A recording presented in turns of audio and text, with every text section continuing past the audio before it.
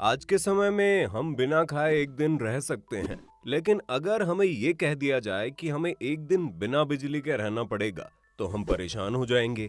क्योंकि आज के समय के हम इंसानों के लिए इलेक्ट्रिसिटी इतनी ज्यादा जरूरी हो गई है कि उसके बिना ना तो मोबाइल चार्ज हो सकता है, ना ही पानी आ सकता है, और काफी हद तक खाना भी नहीं बन सकता। इसीलिए आज इंसान के हर जरूरी काम के लिए इलेक्ट्रिसिटी पूरी तरह से जिम्मेदार है।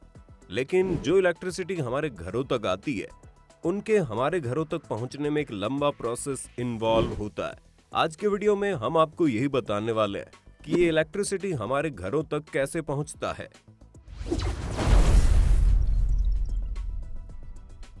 इस पूरे प्रोसेस को समझने के लिए आइए चलते हैं सबसे पहले वहां जहां इस बिजली का उत्पादन होता है। अगर भारत की बात करें तो ये बात तो आपको पिछले दिनों पता चल गई होगी कि हमारे देश में बिजली मुख्य रूप से कोयले से बनाई जाती है, क्योंकि बीते दिनों के कोयले के संकट ने लोगों के होश उड़ा दिए कि उन्हें बिजली के बिना रहना पड़ेगा। भारत में आज मेजर बिजली का उत्पादन कोल से ही होता है, जिससे स्टीम को जनरेट करके उससे टरबाइन को चलाते हैं, और टरबाइन की मदद से जनरेटर घूमता है, और जनरेटर घूमा तो बिजली पैदा होनी तो तय है।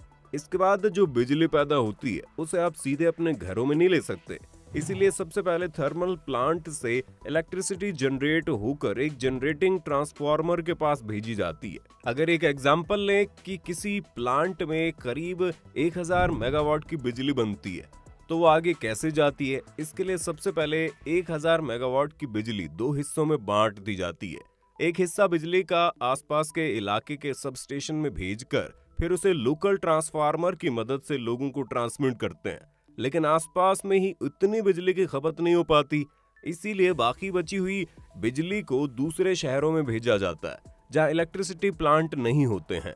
अब ये तो तय हो गया कि बिजली को आगे दूसरे शहर में भेजा जाएगा, लेकिन बिजली को ट्रांसमिट करने में बहुत ज्यादा रेजिस्टेंस के कारण लॉस होता है, और इसी कारण वो ज्यादा दूर जाते जाते बिल्कुल कम हो जाती है। इसलिए लॉस से बचने के प्लांट के पास में लगे जनरेटिंग ट्रांसफार्मर की मदद से वोल्टेज को बढ़ा देते हैं।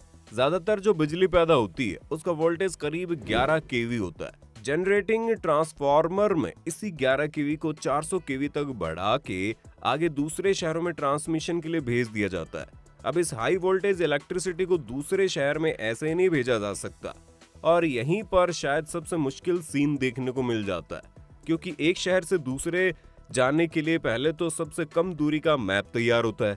इसके बाद बड़े बड़े लोहे के टावर बनाए जाते हैं, जिसे स्टेप दर स्टेप तैयार किया जाता है।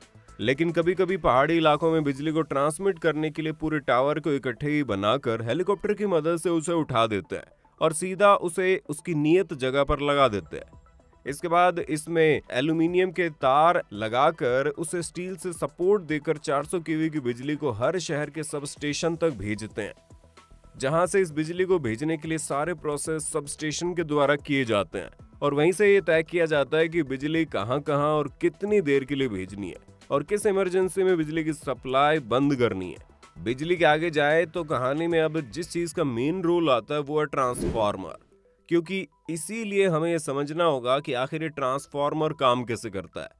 ट्रांसफार्मर के बारे में कुछ भी जानने से पहले ये जानना सबसे जरूरी है कि ये एक इलेक्ट्रिक इक्विपमेंट है, जिसका मेन काम बिजली की पावर को घटाना, बढ़ाना या फिर नॉर्मल रखते हुए सप्लाई करना होता है। आसान शब्दों में कहें तो ट्रांसफार्मर जरूरत के हिसाब से बिजली की सप्लाई करता है। अगर किसी मोहल्ले में ज्यादा वोल्ट की बिजली चाहिए तो ये वहां ज्यादा वोल्ट की बिजली सप्लाई करेगा, और जिस मोहल्ले में कम वोल्ट की बिजली चाहिए तो ये उस मोहल्ले में कम वोल्ट की बिजली सप्लाई करता है। कई लोगों को ऐसा लगता है कि ट्रांसफार्मर ही बिजली खुद बनाता है, जबकि ऐसा नहीं है। दरअसल ट्रांसफार्मर तो आपके घरों तक बिजली पहुंचाने का एक माध्यम है। ट्रांसफार्मर बिजली की फ्रीक्वेंसी को कम किए बिना ही उसे जरूरत के हिसाब से कम या ज्यादा करता है। अब आप कहेंगे अगर बिजली की फ्रीक्वेंसी कम ही हो जाए तो हमें क्या? तो यहाँ पर आपको भी बहुत कुछ होगा, क्योंकि जो भी इलेक्ट्रॉनिक आइटम आप अपने घरों में इस्तेमाल में लाते हैं, उन सब के पीछे या उनके गाइडलाइन वाले कागज पर ये साफ साफ लिखा होता है कि ये उपकरण एक नियत फ्रीक्वेंसी पर ही काम करती है, और अगर बिजली की फ्रीक्वेंसी उससे कम या ज्यादा हो जाती है तो वो उपकरण जल्दी खराब हो जाएगा। अब अगर आप ये सोच रहे हैं कि ये फ्रीक्वेंसी क्या चीज है, तो इसे ऐसे समझिए कि जो बिजली पावर प्लांट से बनती है वो एसी टाइप की होती है, जिसका मतलब इस फॉर्म की इलेक्ट्रिसिटी में करंट सीधा एक लाइन में ना चलकर साइनोसॉइडल वेव के फॉर्म में चलता है, जिसे आप स्क्रीन पर देख रहे होंगे। तो ये वेव वाले करंट में इस एक ऊपर बने पहाड़ और नीचे धसे पहाड़ को मिलकर एक चक्कर पूरा करता है। तो फ्रीक्वेंसी उन्हीं चक्करों की संख्या होती है जिसे इलेक्ट्रिक वेव 1 सेकंड में पूरा करती है। अब शायद आप समझ गए होंगे फ्रीक्वेंसी क्या होती है। तो इसी फ्रीक्वेंसी को बनाए रखने के लिए ट्रांसफार्मर का यूज होता है। भारत में ये फ्रीक्वेंसी ज्यादातर 50 हर्ट्ज की होती है, यानी इंडिया में जो भी इलेक्ट्रिक आइटम इस्तेमाल में आएंगे उन्हें 50 हर्ट्ज की फ्रीक्वेंसी पर काम करने के लिए बनाया जाता है। अब वापस से अगर ट्रांसफार्मर के काम पर आए तो एक फ्रीक्वेंसी पर काम करने वाले ट्रांसफार्मर दो तरह के होते हैं। पहला स्टेप अप ट्रांसफार्मर, दूसरा स्टेप डाउन ट्रांसफार्मर।